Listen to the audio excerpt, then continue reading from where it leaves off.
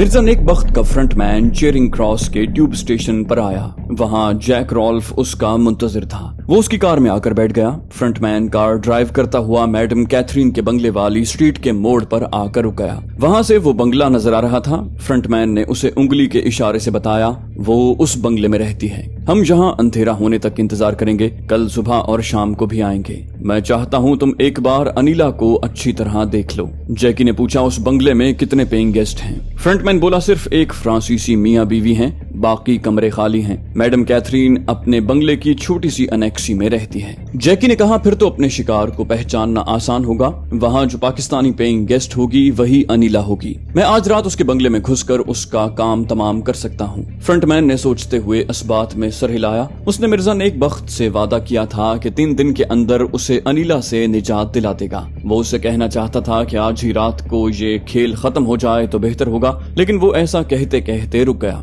बंगले के बरामदे में अनिला बानो नजर आ रही थी। उसने जैकी से कहा, वो देखो वो अनिला बानो है, शायद वो तफरीह के लिए कहीं जा रही है। जैकी उसे तवज्जो से देख रहा था। वो बंगले के अहाते से निकलकर टहलने के अंदाज में चलती हुई मेन रोड पर आई, फिर फुटपाथ पर ट्यूब स्टेशन की तरफ जाने लगी। वो स्टीयरिंग सीट पर बैठा उसे देखता रहा, फिर बोला, जैकी ये ट्यूब स्टेशन जा रही है, क्या तुम ट्यूब ट्रेन में अपना काम दिखा सकोगे? वो बोला, मुझे गिरफ्तारी और मौत का खौफ नहीं है, मैं कहीं भी अपना काम दिखा सकता हूँ। फ्रंटमैन बोला, मैं नहीं चाहता कि तुम गिरफ्तार हो जाओ। पुलिस और इंटेलिजेंस वाले तुमसे किसी न किसी तरह हकीकत उगलवाएंगे तो मैं फंस जाऊंगा। जैकी बोला, मैं किसी के सामने तुम्हारा जिक्र करने से पहले खुदकुशी कर लूंगा। मैं गिरफ्तारी से बचने की कोशिश भी करूंगा। अगर बच न पाया तो उनके हाथ नहीं आऊंगा, उन्हें मेरी लाश ही मिलेगी। उनकी कार सुस्त रफ्तारी से आगे बढ़ रही थी। अनिला उनकी नजरों में थी। उस बंगले से ट्यूब स्टेशन पैदल 20 मिनट के फासले पर था। वो सीढ़ियों से उतरती हुई ज़ेरे ज़मीन रेलवे प्लेटफॉर्म पर चली गई। फ्रंटमैन ने अपनी कार एक जगह पार्क की, फिर जैकी के साथ उसी प्लेटफॉर्म पर आया। शाम के वक्त ट्यूब के जरिए लंदन के मुख्तलिफ अहम मकामात पर जाने वालों की तादाद ज्यादा होती थी। फ्रंटमैन ने कहा, नहीं जैकी, मुसाफिरों की भीड़ में इसे कत्ल करना हिमाकत होगी। हम इसका ताकुब करते रहेंगे और देखेंगे कि ये लंदन के किस इलाके में जाएगी। शायद वहाँ तुम्हें चांस मिल जाए। वो लेडीज टॉयलेट की तरफ जा रही थी। जैकी ने कहा, मुझे इसके पीछे जाने दो, मैं जल्दबाजी से काम नहीं लूंगा। वो टॉयलेट के अंदर चली गई। 2 औरतें बाहर आ रही थी। ऐसे वक्त ट्रेन भी आ गई थी और प्लेटफॉर्म पर रुक रही थी। मुसाफिर मर्द, औरतें, बच्चे और बूढ़े सभी ट्रेन में सवार हो रहे थे और कुछ ट्रेन से उतर रहे थे। एक औरत टॉयलेट से निकलकर तेजी से ट्रेन की तरफ जाने लगी। अनिला को भी फौरन ही बाहर आना चाहिए था, लेकिन वो अंदर ही रह गई। वो तो शायद ट्रेन के जरिए कहीं जाने वाली थी। जैकी और फ्रंटमैन ने एक दूसरे को सवालिया नजरों से देखा, फिर दरवाजे के करीब आए। उन्हें एक औरत के कराहने की आवाज सुनाई दी। वो दोनों फौरन ही दरवाजा खोलकर अंदर आए, फिर एकदम ठिठक गए। अनिला फर्श पर पड़ी हुई थी। उसके सीने में एक बड़ा सा चाकू बेबस था। लहू उसके लिबास को भिगोता हुआ फर्श पर बह रहा था। वो दम तोड़ते हुए बोली, वो औरत मेरा पर्स, मेरे $10,000 लेकर। वो आगे न बोल सकी, उसने दम तोड़ दिया। वो दोनों फौरन ही पलट कर टॉयलेट से बाहर आए। उन पर कत्ल का इल्जाम आ सकता था। वो वहां से दूर होते चले गए। ट्रेन जा रही थी। जो औरत आखिर में टॉयलेट से निकलकर भागी, उसी ने अनिला के $10,000 लेने के लिए उसे कत्ल किया था और शायद उस ट्रेन में बैठकर फरार हो गई थी। वो दोनों ज़ेरे ज़मीन प्लेटफॉर्म की सीढ़ियां चढ़ते हुए ऊपर आए। उन्होंने कत्ल करने और चोरी करने वाली औरत को तवज्जो से नहीं देखा था। जैकी रॉल्फ ने एक टेलीफोन बूथ में जाकर करीबी पुलिस स्टेशन के इंचार्ज को इन्फॉर्म किया कि चेरिंग क्रॉस ट्यूब स्टेशन के प्लेटफॉर्म के टॉयलेट में एक औरत का मर्डर हो गया है। वो मुख्तसर सी इत्तला देकर फ्रंटमैन से बोला, हमें जरा दूर जाकर देखना चाहिए कि पुलिस यहाँ आकर क्या कार्रवाई करने वाली है। वो दोनों टहलने के अंदाज में जरा दूर चले गए। चंद मिनट में ही पुलिस की गाड़ी ट्यूब स्टेशन के करीब रुकी। फिर उसमें से एक अफसर और चंद सिपाही निकलकर सीढ़ियां उतरते हुए ज़ेरे ज़मीन प्लेटफॉर्म की तरफ जाने लगे। वो दोनों एक जगह खड़े इंतजार करने लगे। जैकी ने कहा, मेरा काम कोई दूसरी कर गई, लेकिन आप मुझे सिगरेटों का कोटा तो देते रहेंगे ना? उसने सिगरेट का पूरा एक पैकेट निकाल कर उसे देते हुए कहा,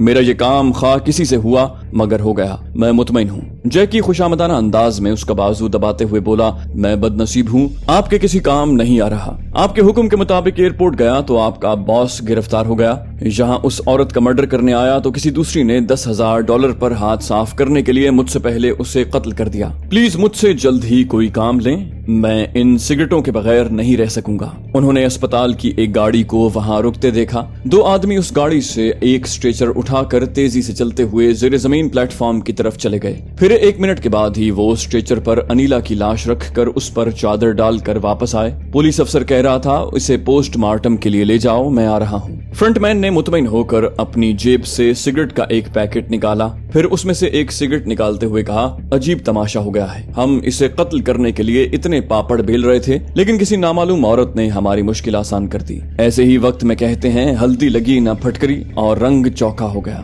جیکی نے کہا, پلیز مجھے بھی ایک سگریٹ پلائیں. فرنٹ مین بولا, میں نے ابھی تمہیں ایک بھرا ہوا پیکٹ دیا ہے, اسی میں سے سگریٹ پیو. میں ہیروئن کا عادی نہیں ہوں, یہ سادے سگریٹس ہیں. جیکی بولا, اتفاق سے میں بھی ہیروئن کا عادی نہیں ہوں, تم نے کبھی توجہ سے نہیں دیکھا. میں صرف ایک آدھ بار مجبور ہو کر 2-4 کش لگاتا تھا, پھر تمہیں باتوں میں لگا کر سگریٹ تبدیل کر دیا کرتا تھا. جیکی نے اس کے ہاتھ سے سگریٹ لے کر اسے سلگایا, پھر ایک لمبا کش لے کر دھواں چھوڑنے لگا. فرنٹ مین اسے سہم کر دیکھ رہا تھا.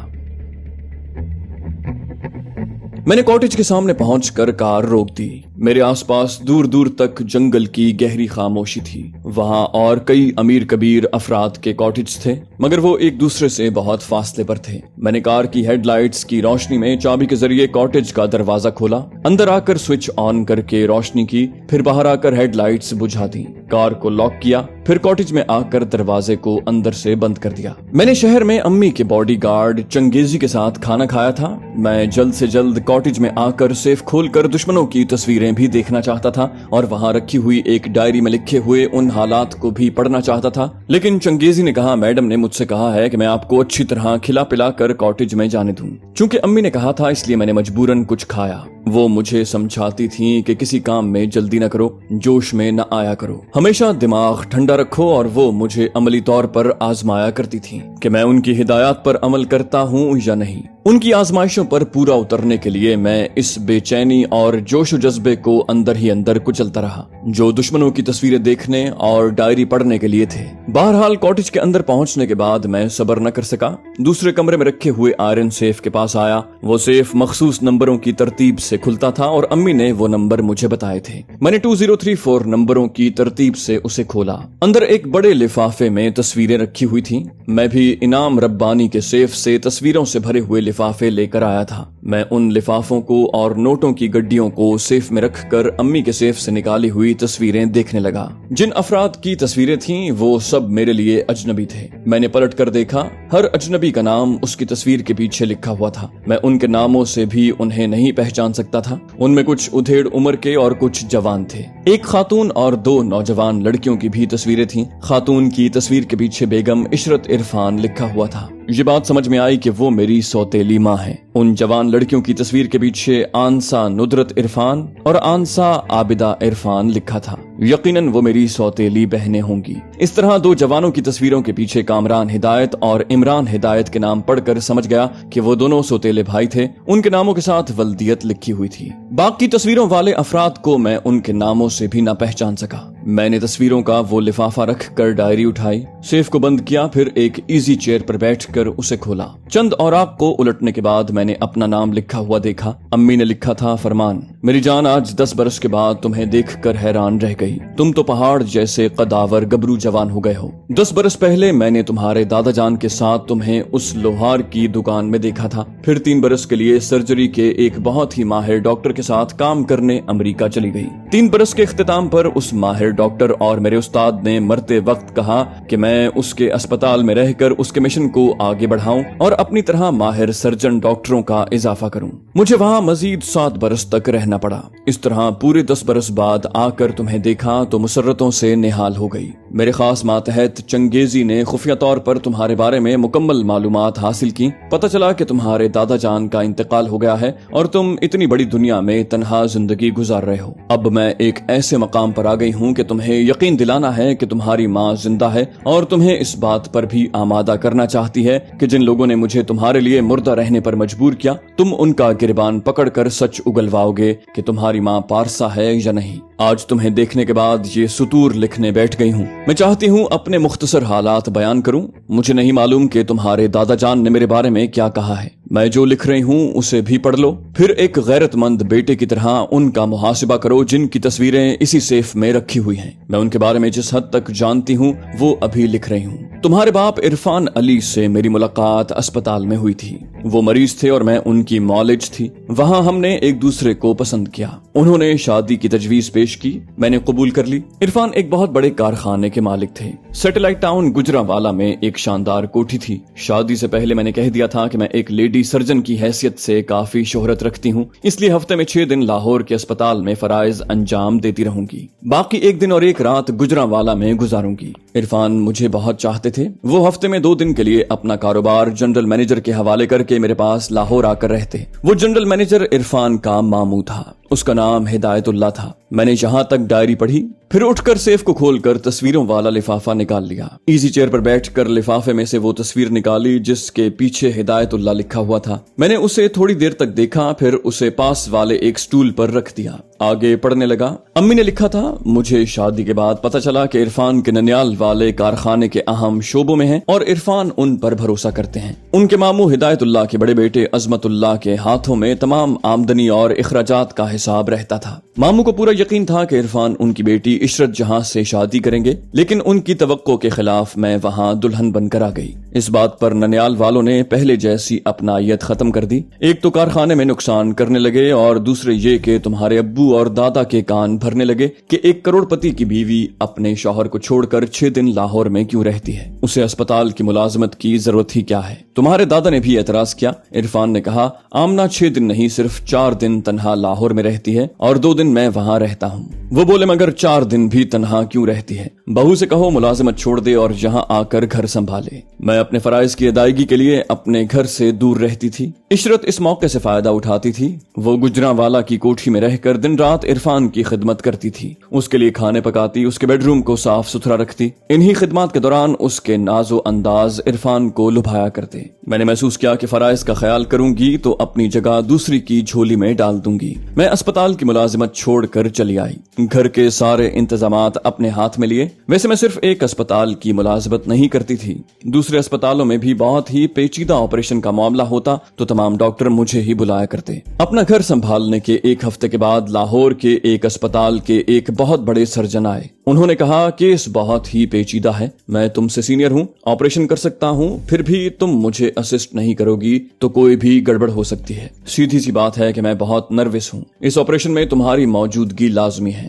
دوسرے دن صبح 10 بجے آپریشن تھا۔ میں نے عرفان سے کہا، کسی کی زندگی اور موت کا سوال ہے، مجھے آپریشن کے لیے جانے کی اجازت دیں۔ پہلے تو انہوں نے رسمی طور پر اعتراض کیا، پھر مجھے جانے کی اجازت دے دی۔ میں اس بات کو سمجھ نہیں پائی کہ انہوں نے محض کوٹھی میں عشرت کے ساتھ وقت گزارنے کے لیے مجھے ایک فرض کی ادائیگی کے لیے جانے دیا تھا۔ جب میں کار میں بیٹھ کر جانے لگی تو تمہارے دادا جان نے کہا، بہو میں فرض کی ادائیگی سے نہیں روکوں گا، لیکن ایک بات سمجھا دیتا ہوں کہ تم انجانے میں اپنے پاؤں پر کلہاڑی مار رہی ہو۔ میں نے ان سے وعدہ کیا، آئندہ گجرانوالہ کے اسپتالوں میں فرائض انجام دوں گی اور دن رات اپنی کوٹھی میں آتی جاتی رہوں گی۔ میں لاہور چلی گئی۔ وہاں آپریشن اس قدر پیچیدہ تھا کہ محنت اور تجربہ کام آیا۔ مریض بچ گیا لیکن اس کی حالت بہت نازک تھی۔ ہم شام تک اسے اٹینڈ کرتے رہے اور اسے زندگی اور موت کی کشمکش سے نکال کر زندگی کی طرف لانے کی کوششیں کرتے رہے۔ اللہ تعالیٰ نے ہماری محنت کو رائے گاہ نہیں جانے دیا۔ رات کے 1 بجے اس کی حالت سنبھل گئی، اب ہم آرام کر سکتے تھے۔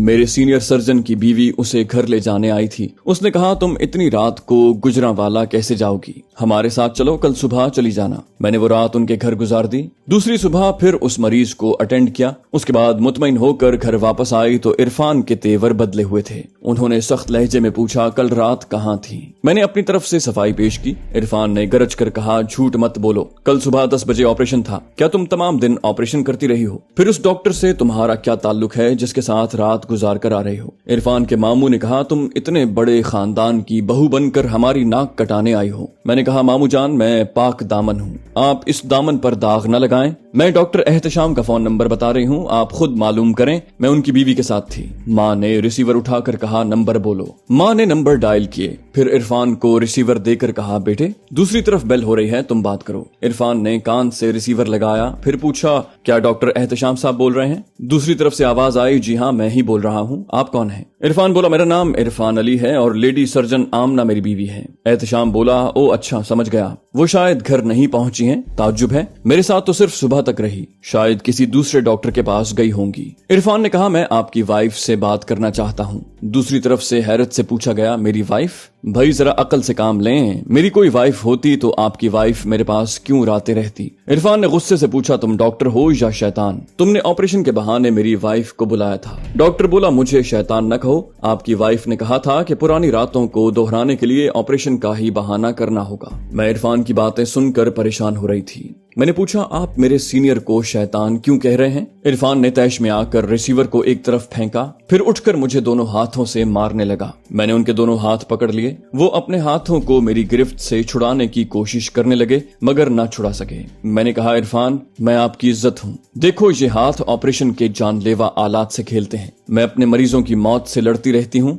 मेरे किरदार पर कीचड़ उछालने के लिए आइंदा मुझ पर हाथ न उठाना। मैंने उनके हाथों को छोड़कर कहा आपके मामू ने फ्रॉड किया है, मैंने जो फोन नंबर बताए थे वो नंबर इन्होंने डायल नहीं किए, ये मेरे खिलाफ बहुत बड़ी साजिश कर रहे हैं, मैं अभी डॉक्टर एहतशाम से राब्ता करती हूँ। मैं फोन के पास नंबर डायल करने के लिए जाना चाहती थी। इरफान ने गुस्से से टेलीफोन सेट उठाकर दीवार पर दे मारा। वो मेरी गिरफ्त से अपने हाथ नहीं छुड़ा पा रहे थे, इस बात का भी उन्हें गुस्सा था। उन्होंने टेलीफोन तोड़ दिया, फिर कहा जिस मामू ने मुझे गोद में खिलाया है तुम उन्हें फ्रॉड कह रही हो। मैंने सुना था कि अस्पतालों की नर्सें और लेडी डॉक्टर बदचलन होती हैं, आज तुमने ये साबित कर दिया है, मैं तुम्हें तलाक देकर दूसरी शादी करूंगा। मैंने तंबीह के अंदाज में उंगली दिखाते हुए कहा खबरदार तलाक का लफ्ज जबान पर न लाना, आप में से किसी ने मेरा दूसरा रुख नहीं देखा है, आप मुझसे बदचलनी का इल्जाम लगाकर इसलिए जिंदा हैं कि मेरे मजाजी खुदा हैं। तलाक के बाद ये रिश्ता टूटेगा तो मैं आपको और आपके इन जलील रिश्तेदारों को अभी इसी जगह मौत की नींद सुला दूंगी। ये कहते ही मैंने अपने पर्स से पिस्तौल निकाल लिया।